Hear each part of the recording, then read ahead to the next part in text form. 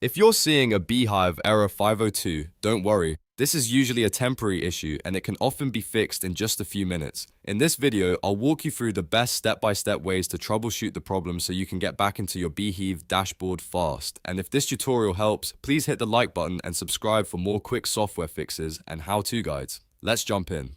First, refresh the page. You can press F5 on your keyboard or click the refresh button in your browser.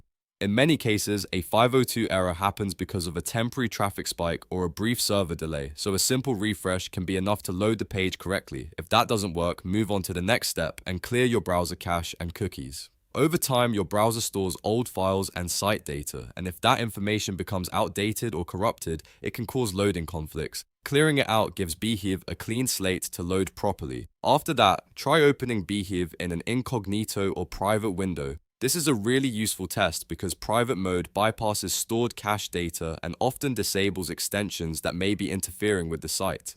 If Beehiiv loads normally there, then the issue is likely related to your browser session, cookies, or an extension. Next, switch browsers. For example, if you're using Chrome, try Edge or Firefox instead.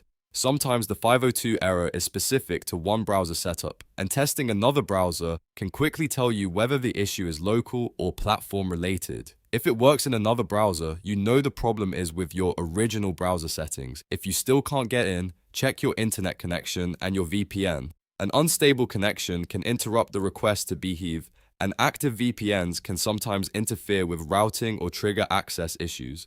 Try turning off your VPN completely, then refresh the page again. If possible, also restart your router to give your connection a fresh start. At this point, you've covered the most common fixes for a Beehiiv 502 error. In many situations, one of these steps will solve the issue right away. If the error is still happening after trying everything, the problem may be on Beehiiv's side, and you may just need to wait a little while before trying again. The good news is that 502 errors are often temporary, and they usually resolve once the server or connection issue clears up. If this video helped you fix the Beehiiv error 502, make sure to like this video and subscribe for more simple tutorials and troubleshooting tips. Thanks for watching, and I'll see you in the next one.